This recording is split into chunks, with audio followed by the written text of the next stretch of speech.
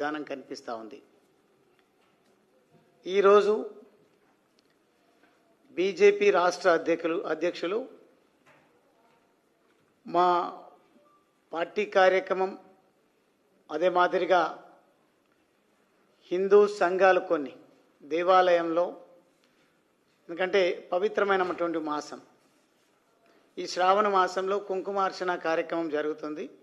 మీరు ఎట్లాగూ హర్ ఘర్ తిరంగా కార్యక్రమానికి వస్తూ ఉన్నారు కదా, వీలైతే వచ్చి వెళ్ళండి. అంటే సమాజంలో ఏ విపక్షమైన ప్రతిపక్ష పార్టీల బాధ్యత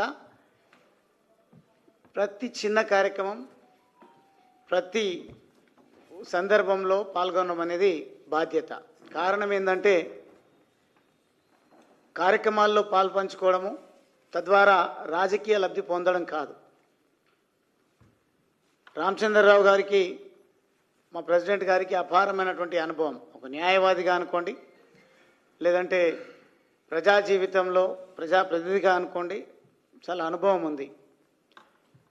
కాబట్టి పార్టీ వారికి బాధ్యతలు ఇచ్చి ప్రస్తుతం ప్రధాన ప్రతిపక్ష పార్టీ ప్రభుత్వ వైఫల్యాలను ఎండగట్టడంలో అనుకున్న స్థాయిలో ఏమాత్రం సమస్యలను లేవనెత్తడం లేదు, వాటి పరిష్కారం కోసం కృషి చేయడం లేదు. కాబట్టి మనం కూడా దేశానికి ప్రాతినిధ్యం వహిస్తున్నప్పటికీ దేశాన్ని అద్భుతమైనటువంటి పంతాలో అభివృద్ధి రంగంలో కానీ దేశ పరిరక్షణ జాతీయ భావంతో ముందుకు పోతున్నప్పటికీ ఇక్కడున్నటువంటి కాంగ్రెస్ ప్రభుత్వం ఇచ్చిన హామీలను నెరవేర్చకుండా ప్రతిపక్షాల గొంతు నొక్కేటువంటి ప్రయత్నం చేస్తూ ఉంది.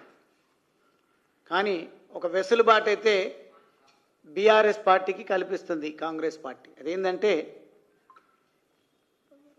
దొందే అన్నట్టుగా,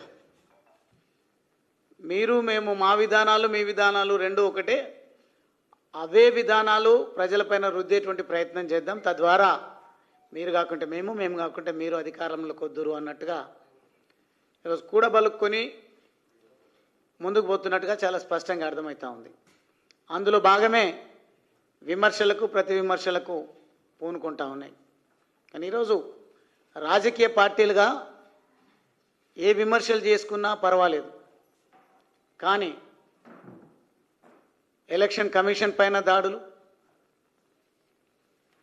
రాజ్యాంగబద్ధమైనటువంటి హోదాలో ఉన్నటువంటి వాళ్ళపైన నోటికొచ్చినట్టు మాట్లాడము, వారిని ఆ సంస్థలను తప్పు చేస్తే సమర్థించమని అంటలేం.